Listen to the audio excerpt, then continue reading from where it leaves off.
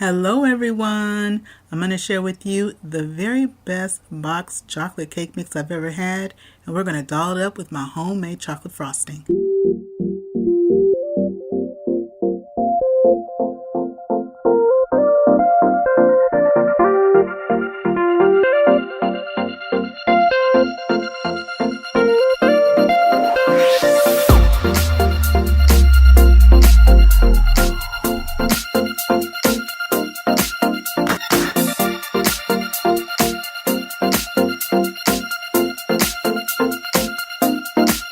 So we're trying the Dolly Parton Perfectly Moist Chocolate Cake Mix.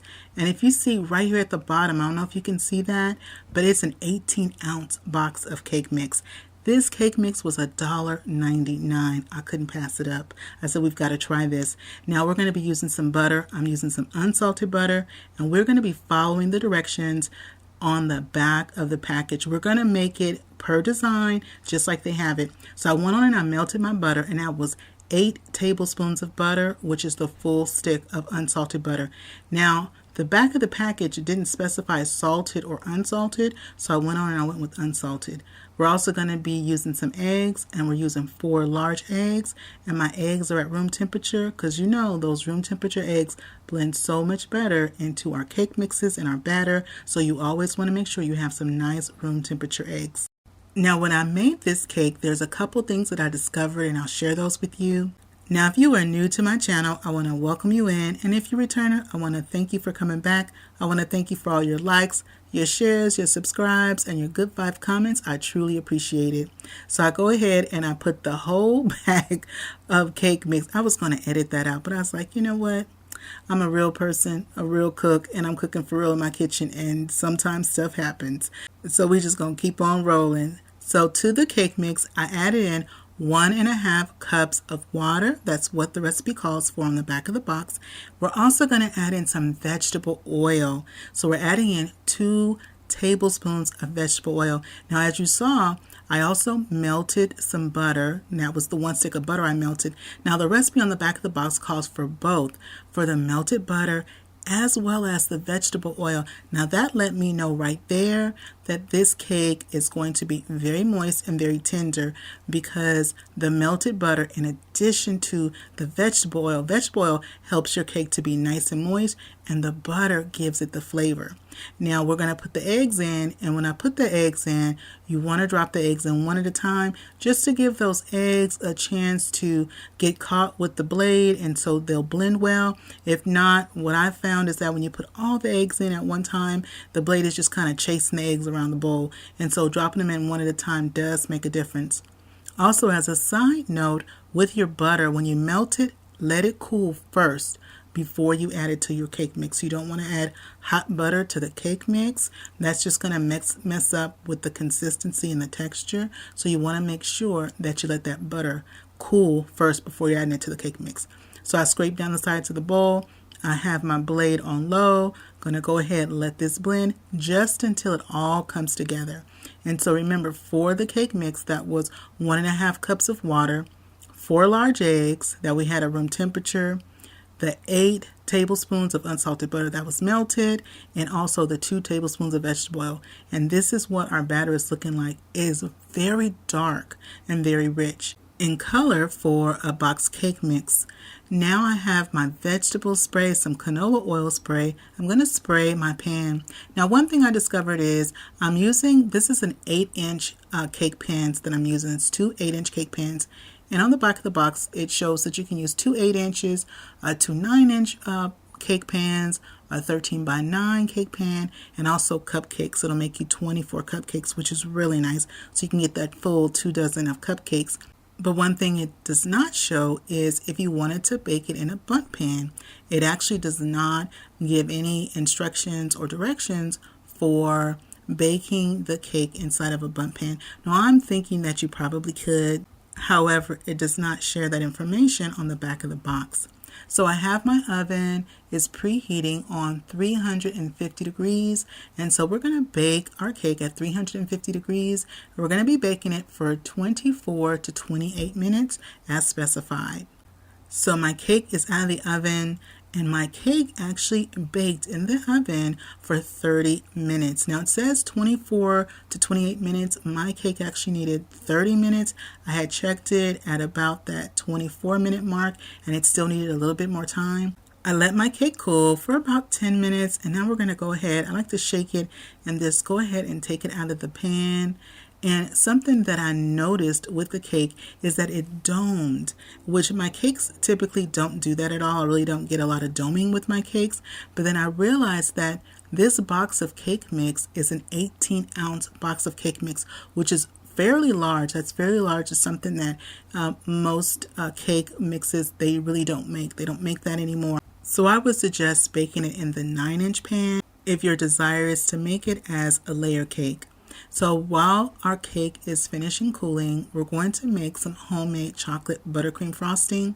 For my frosting, I have 1 stick of salted butter.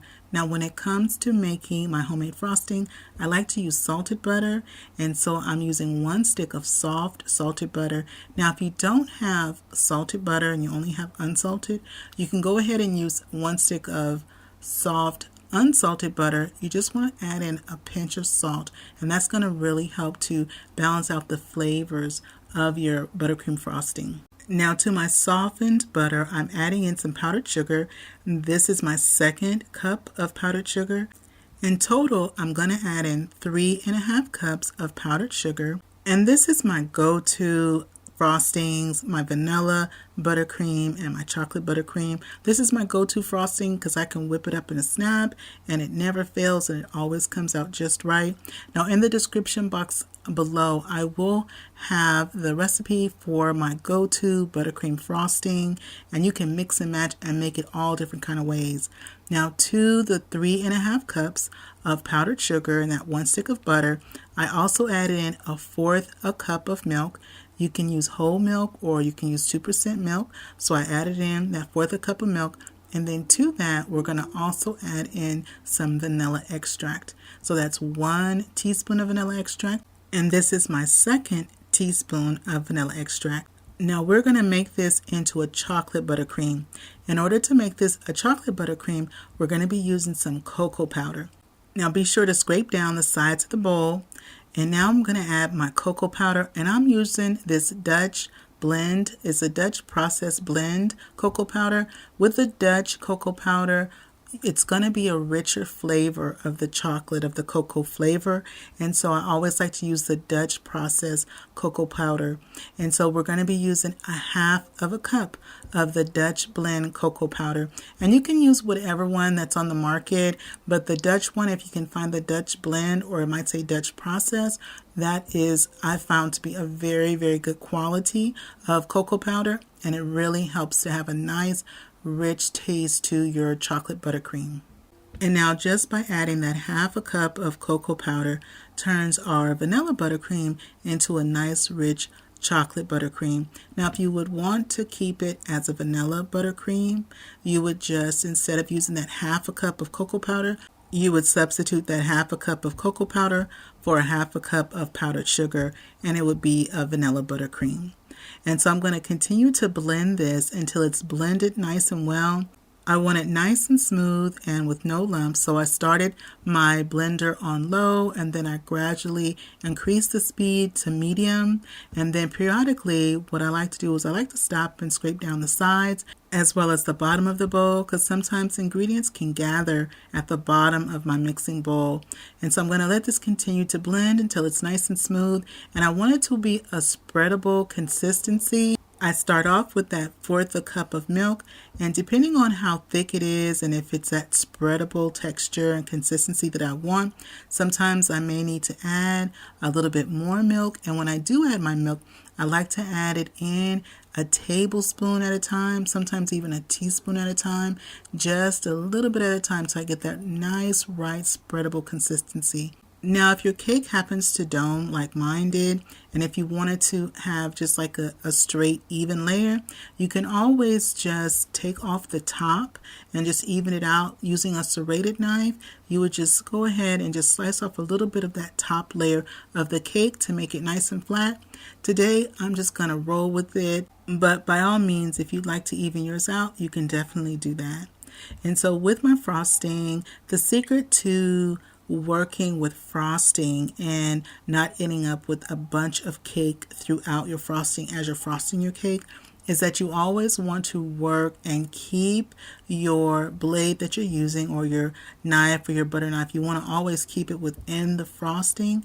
And what I mean by that is you always want to have your spatula working back and forth, just like I'm doing there, working back and forth in your frosting. It's also a little tip that, it's also important, a little tip that I had learned over the years of frosting cakes for birthdays for my kids and just because cakes, is that when I'm frosting the cake, I never lift straight up. What I found is that when I'm frosting the cake, and if I go and I take my spatula or my knife that I'm using, if I lift straight up, I usually end up pulling up frosting and cake with it at the same time.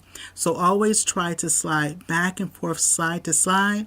And anytime you need to lift up your spatula or your blade, you want to lift up in like a swooping motion, meaning that you're going to swoop. See how like I'm doing there with the swoops?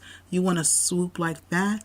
It makes it easier to glide it across the cake versus going straight up. So if you go straight up, you're going to end up ripping your cake and taking frosting and cake with you. So always try to go from side to side. I found that that has worked best. And this buttercream recipe, whether you're making the vanilla buttercream or the chocolate buttercream, it's enough to frost this 8-inch cake, a 9-inch cake, a 13 by 9-inch cake. You're going to have a good amount of frosting definitely to frost that. And also it's enough to frost 24 cupcakes very easily. And so I'm going to continue frosting the cake. We're going to go around the sides, making sure that we fill in any gaps between the two layers, going all around the sides. Now, once I've gone all around the sides, I like to make my little, like a swirl pattern. And how I do that is I start at the edge of the cake and I slowly use the tip and work my way in. And I'm working my way in like closing in a circle. And you see how I did that? And it creates this beautiful like bakery style finish to the cake. And so you just go all around the sides, and I started at the sides and went all the way around. I'm taking off any excess frosting to even out the cake, making it nice and even and smooth as possible around the sides. But on the top, how I got those swoops is I started at the edge and I just went from edge all around the edge, and I slowly closed in my circle by basically making giant C's all the way into the center of the cake with small C's. And then I just like to kind of clean up my cake plate a bit with a dry napkin. I go around the edge and I remove any excess frosting that's on my cake plate. Now at the end of the video, I'll give you a visual of all the ingredients I used to make the cake, as well as for the homemade buttercream frosting. Also in the description box below, I'm going to have a list of the ingredients for the homemade frosting. And something that I noticed about this cake is that it has a very, very nice chocolate aroma to it. That deep chocolate aroma was coming through as the cake was baking. It really made the house just smell just like a little chocolate factory. Well, I've sliced this up a piece, and you are my guest in my kitchen, so I'm going to give y'all the first bite. This is what our cake is looking like. It has a beautiful texture to it, and I noticed that it baked up just how it looks like on the box. Well, this first bite's for you. Go ahead and take your bite. Now I'm going to take my bite, see how we did today. Oh my goodness. This is the best $1.99 I ever spent. And topped with that homemade buttercream frosting, this cake is a home run. Valentine's Day is around the corner, and this is a wonderful cake to bake for your family or for your sweetheart. Well, that is it for me today. I hope you enjoyed spending time with me in my kitchen. If you're not subscribed, please hit that subscribe button. And don't forget to show this video some love and give it a thumbs up and click hype and hype this video. These are the ingredients that I use for the cake, as well as for the homemade buttercream frosting. I'll also share a list of ingredients in the description box below for your reference. Be sure to click that notification bell so you can come back and visit me again in my kitchen. And remember, it's always good when Dyvonne is cooking for the family. I'll see you on the next one. Bye-bye, everybody.